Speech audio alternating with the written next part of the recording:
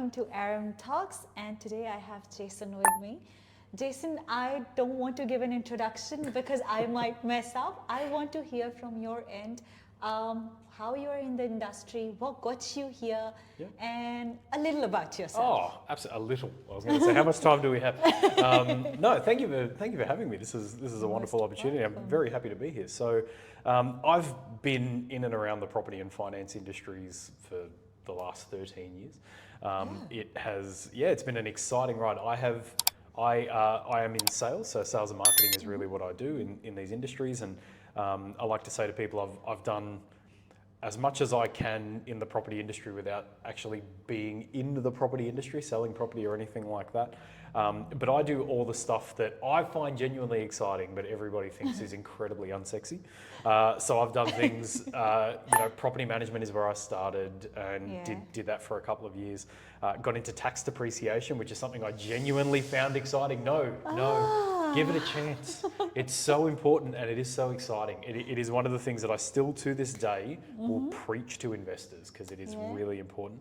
I moved from that to property data, which was exciting. So got to look after property data for corporates and governments, which was an exciting and scary time because I joined just before COVID and then was there when COVID hit and kind of had to go through all of that. And with government, it must be tricky. Oh, do you know what's funny? It was in a time where I thought it was going to be scary and in a time where I thought, we were going to lose a lot of business and all the rest of that.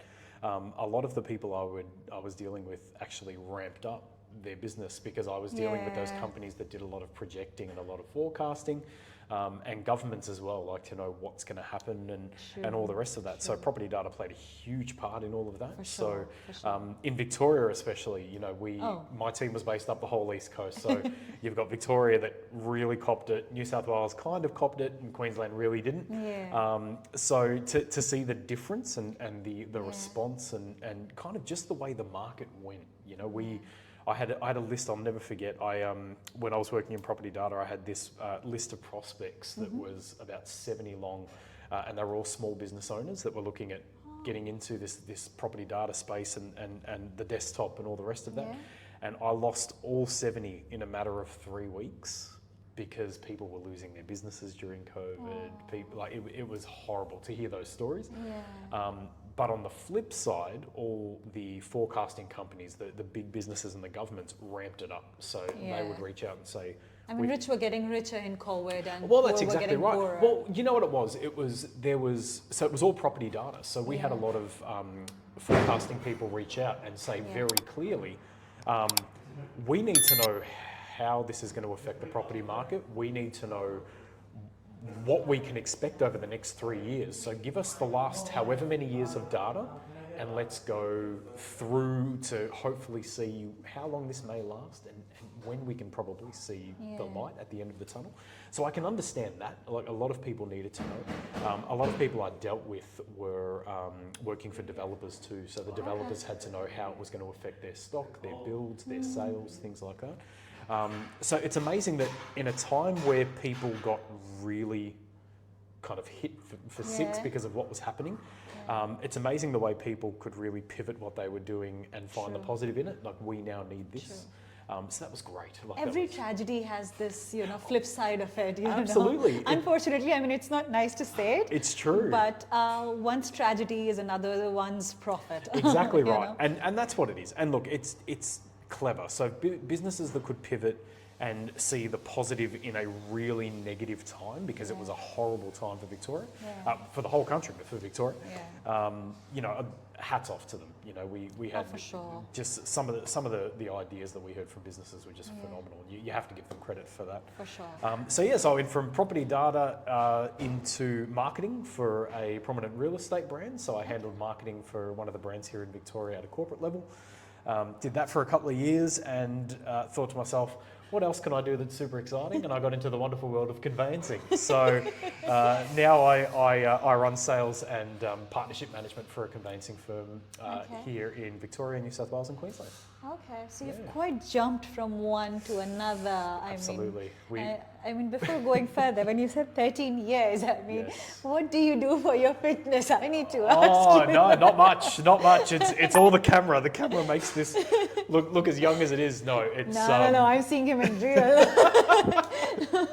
You know, it's like some people, when you see them, you can't tell their age. Yes. Like there was another person, we were talking off camera about another guest we met last week. And he started talking to us about his kids and how they're old and, you know, we were like, sorry, what? It's the same with you when you said 13 years doing this. Oh, it's funny. Somebody asked me the other day, and I said, oh, it's been 15 years doing X, but 13 years kind of doing what I've been doing. And somebody goes, no, 13 years. I thought, yeah, maybe that's wrong. Maybe I've got to look over it. And no, 13 years is right. So yes, I'm 38 years old. So have definitely been through a lot in the last 13 years and seen a lot, especially in the property industry, which has been, it's not been great because of everything that did happen, but it's been good to experience. I think it's one of those things where it's like a GFC or something similar, where it's been good to experience because from a property standpoint, you know, the property life cycle generally is anywhere from 5 to 7 years. And what we saw because of COVID is I saw that it kind of accelerated that to like 3 to 4 years, which is something nobody could have anticipated. But, For sure. you know, it was hard while we went through it, and we're kind of still dealing with the repercussions of it now. But it'll be one of those things where, like the last GFC, you look back and you think, you know, in general, the world is very different after COVID in terms of, let's say, business, life, or even travel. A lot of things have changed. Oh, I mean, absolutely. It was a, you know, pandemic that just hit us. I think it's something that we're going to tell our generations that, you Absolutely, know, we're the yeah. pandemic generation. Absolutely. Do you want to know what was hilarious? So I was working in property data when everything happened, and we all worked from the office. And I'll never forget, we got a call one day when there was talks of being locked down. And we got told, everybody go home, we're going to see if everybody can work from home, just in case. So we all worked from home for a couple of days, everything worked out beautifully. And never experienced getting a phone call saying, great, just stay home. So we didn't end up going back into the office. And that was something that you had to adjust to. You know, a lot of people say, I'd love to work from home, but then when you have to work from home, it's a huge adjustment. And I've got 2 little kids, so there was like homeschooling, and there was all of that as well. So it was a huge adjustment. But one of the things that I loved, and it was one of my favorite things, was adjusting to Zoom is something that was hard for me because I'm a people person. I like to be in front of people. And adjusting to Zoom was one of the things that was hard initially. And then I had a meeting with, it was the CEO of this company, and it was on Zoom, and we both had our kids there, and we both logged into the Zoom, and you could hear the kids in the background just yelling, and both of us were apologising. I'm so sorry, my son's here too. And as we were getting ready to start this conversation, my son was sitting on my lap, and her son walked past the camera with a dinosaur, and my son just said into the screen, oh, that's a T-Rex. Her son goes, no, it's a whatever the dinosaur was. And as a result, our 2 kids ended up having a 5-minute conversation before we could start our meeting. And it was wonderful because it was the best icebreaker ever. It was one of those things where it was like, great, all of my meetings now have to be done on a computer screen in my living room with my kids. How is this going to go down? And the first experience was actually a really fun one. Because it was more of an emotional experience. Well, that's what it was. It was lovely at the end of our kids having a random 5-minute chat about dinosaurs. We could turn around and say, great, well, I'm Jason. Like, you've met Matthew, I'm Jason. It's nice to meet you. And just go that way. So, you know, the experiences, it was all learning, wasn't it? And the way you had to pivot quickly. And I think it hit a lot of people really hard. It did. But I think it's a credit to us as a state in particular. Yes, for sure. The fact that we could kind of pivot and adjust like we did. Yeah, we did adjust a lot. I mean, in terms of emotions, in terms of family, friends, you know. Absolutely. And like, because you're a data person, you must have seen so many data relating to family issues came up, and people were suffering mental depressions and stuff, you know. Because unfortunately I couldn't stop working. So that time I was doing mental counseling and I was out on the roads. I was going to say, you would have been busy during that time. It was busy and like I think a lot of people thought that driving alone on a street must be so much fun. Oh, It was actually depressing. yeah. You know, you go and you hear a depressing story, and then you're Yeah. coming back on a depressing road. Road and you're by yourself and like, I missed peak hour traffic. Yeah. I never thought I would say that, especially living here. Yeah. I missed peak hour traffic. It was one of those things where you think, oh my goodness, like everything is deserted. Like I it feels so odd for Even, everything. even to a be cup deserted. of coffee was like a luxury, you know? That was my escape.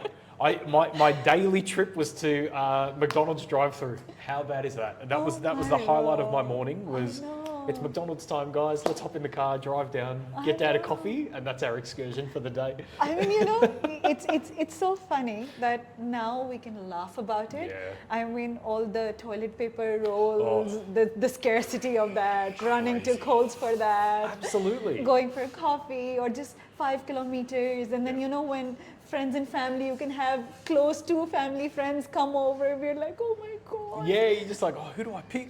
Like, But like, I think emotionally, yeah, now we can talk and laugh about it. of course. But in terms of now, when I take you back in the COVID times and Yeah, everything, yeah. what were your thoughts or what were your predictions, being all the data person and everything? Where will this market lead to? Has your prediction worked out? No, so what I did when I worked in the data space was we provided the data to the people who did all the predictions. So Yeah. what we found was basically this, when it comes to real estate data, Yeah. there's sales data, there's rental data, you know, and both data sets are very unique by way of Yeah. what is actually verified by the government, what's not verified. Yeah. Like there are so many different kind For of aspects sure. of data. And what we found was pre-COVID, when we were looking through the space and through the lens of Yeah. a sales capacity and all the rest of that, sales data was king. Everybody wanted to know what everything sold for, how much can I sell my house, what is my development worth, Yeah. things like that. During COVID, what we found was there was a huge rise in people asking for rental data. And that was something that we didn't expect, Yeah. because at the time rental data wasn't verified by anybody. Yeah. So it was kind of rental data was what an agent put online for a listing, Yeah. and that was the data you had. Whereas sales data goes to the valuer generals in every state, gets Yeah. verified, so Yeah. the sales amount is verified by them, Okay. and comes back. So it's a guaranteed number, whereas rental data wasn't. And what I found was during that time, a lot of people in the construction industry were focused on the rental market because you couldn't walk through Right. properties to sell Yeah. properties. So rental data exploded, which was something that I didn't expect, but the demand for it was through the roof. But now looking at rental crisis, I mean, going back, I think it's like people somehow predicted what was going to happen eventually. Well, do you know what? The rental market has kind of taken a fair few hits Yeah. in recent years. And what I mean by that is, when I worked in tax depreciation, they changed the depreciation rules around what investors could claim. Yeah. Then after that, they changed the Residential Tenancies Act around rights for tenants and rights for landlords and things like that. So there were 130 odd changes, I believe. So that affected the market as well, because that brought in minimum standards for rental properties, things like that. Yeah. And as a result, if your property didn't meet a minimum standard, you had to bring it up to code, basically, before you could Sure. rent it. Now, I was telling you before we jumped on Yeah. here that I bought a house that was built in 1974, and if I were to rent that house out, it wouldn't be compliant. It's just there are Yeah. certain things in there that wouldn't be up to date, wouldn't be sure. up to scratch, really, in terms of age and things like Yeah. that. So that happened, and then, you know, we've got land tax that's come in. Basically all the accumulative kind of factors have built up Yeah. to a point where landlords now have, you know, some landlords are having the conversation of it actually being cheaper just to sell the property. Yeah. Holding on to it can be quite expensive. It is. So as a result, what you're seeing now with the rental market is supply is well and truly under where it should be, and people still need places to live. Oh, for sure they do. That's it. And look at interest rates. Borrowing money is hard, so people can't get into the market, or people It's are on having a the harder roof. time. Well, that's it. So buying properties is harder, renting properties is harder. Harder. Stock has gone through the floor with rental properties because people really don't have the money to bring it up to code, or there are a lot of changes that kind of they can't keep up with or don't want to keep up with, and as a result it's just easier to sell the house. So yeah, it's amazing. I spoke to a real estate agent in an area who lost a little while ago, I think it was 50% of their stock when the changes officially kicked in for the RTA, because the cost to update each house, let's just say, was an average of $30,000 or $40,000. For sure. And a lot of investors who had these properties for a very long time have gone, you know what, just sell it. I'll take the money and I'll be okay with that. But as a result, it's led to where we are today, unfortunately. True. So after all of these careers you've jumped, I mean, you've had a successful tenure in each. Yes. But what landed you into convincing, and is it the last one? Look, I'd like to say yes, but we will probably say no, only because there's so many more exciting things around real estate that I haven't done. So, you know, I mean, you've got to be able to get into that. I mean, trust accounting, like that's probably something exciting I could get into next. I mean, I'm so surprised at the things you say, interesting depreciation. Do you know, I'll tell you now, if tax depreciation, property data and conveyancing don't excite you, you need to have a chat to me. They are three of the most important things. So now you know. I'll tell you, they're three of the most important things when it comes to property. But no, look, I got into it. I was working in the marketing space for a long time, and missed sales, really. I'm a salesperson at heart. So I missed sales, was lucky enough to know the owner of this business for a very long time. She had expanded her business up the whole east coast of Australia. So as a result, needed help basically scaling and also maintaining what was here, because she's moved to Queensland herself. So as a result, there's kind of a man on the ground in Victoria, person on the ground in Queensland. Like, we can kind of make sure that we can manage the sales side of things, the conveyancing side of things, all the rest of that. So that's why I got into it. And I mean, why not? You know, it's conveyancing. Give it a go. Give it a go. Now, if I have to say that after convincing, there's something you want to try, what is on your mind? Look, to be honest with you, I'm an avid public speaker, so any opportunity to get up on stage is something I like to do, which is why I like the sales space. So most of the roles I've had have required pitching or presenting or you know, being at events or expos or whatever it is, and I love that side of the role. Basically anything that gets me in front of an audience. And it's one of those things where I believe that if you can sell, you can sell anything. That's always been my mantra. And it's one of those things where I've said this to a lot of people, and I may very well have said this to a lot of people recently that I'd met, that I'm not great at sales, I'm great at relationships, and sales is a byproduct of that. So I'd love to help other people with that, and help other people with their sales and their confidence and their public speaking and all the rest of that. But let's be realistic, sales is something that was a negative title when I first started, and is still. When you say to people I'm in sales, they think, "Cool," but it is one of the most important parts of any business. It really is. It is. is. If you're responsible for generating revenue, you're a salesperson. You won't want to admit it. Yeah. But if you're responsible for generating revenue, you're a salesperson. And if you're not good at it, it's really your business that's going to suffer, isn't it? True that. Yeah. You know, like this amazing thing you said. Sales is all about relations. Absolutely. I think over the years, I think let's say 5 years or 7 years down the line, it was very different. Yep. It was more like hard sales and, you know, how you were marketing and stuff. Now marketing or sales have become really different. Oh, of course. You got to know the person. I think we're going back in the generations where word of mouth. Of course. And, you know, even on social media, I think, yes, the algorithms and everything are working, but a word of mouth really works. You know, like, oh, have you seen Jason's new video? It's amazing. Absolutely. For sure, I'm going to go and click on it. Exactly right. And you're 100% correct. There are two types of salespeople. There are people who like instant wins, and they're your hunter mentalities, right? So they're great for instant wins, but they're the people that are your pure BDMs. You know, let's go out, let's get a sale, let's get a win, pass it on to an account manager. They do the relationship stuff. Sure. The new breed of business development, or the new breed of sales, is that long term. Let's build some really strong relationships.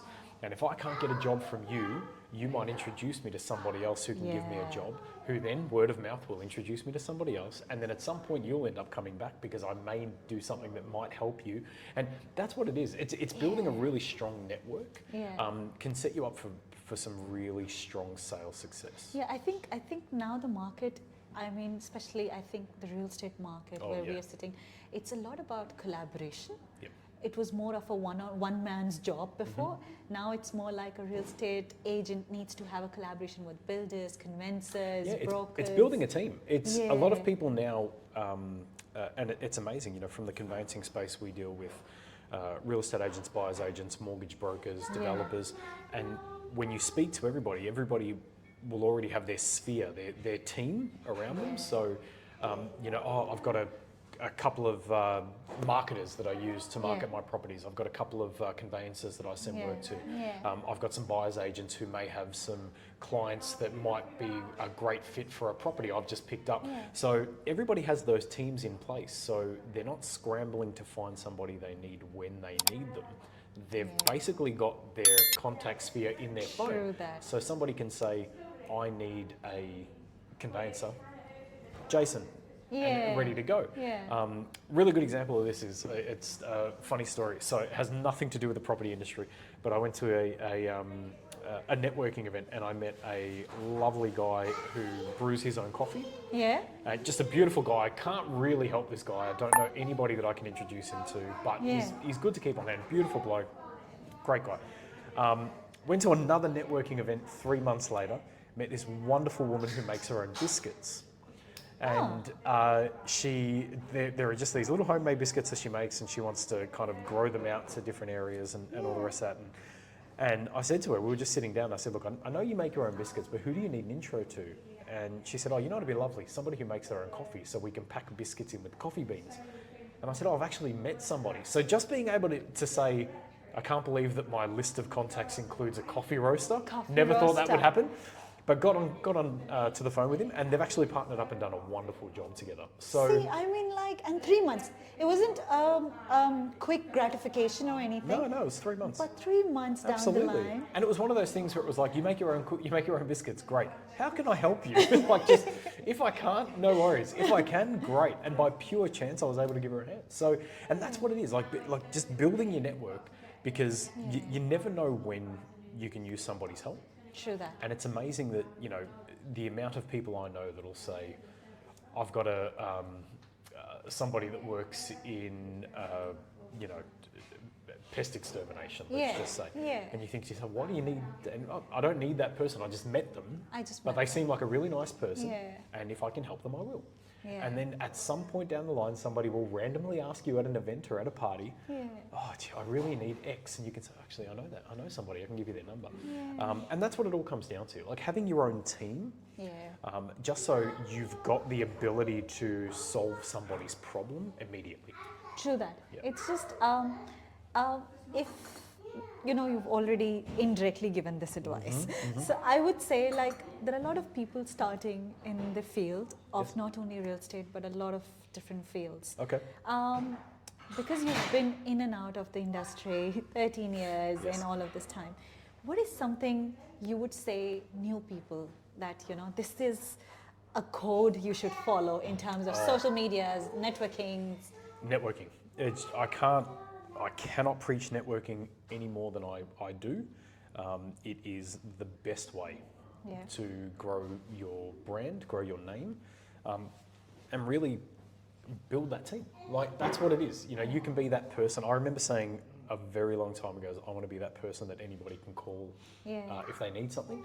And that you can't do that without networking. You know, you've got to build a really strong team. Meet everybody. Don't disclude people because they don't fit into what you do, because they might not be able to help you immediately, or because you may not be able to help them immediately.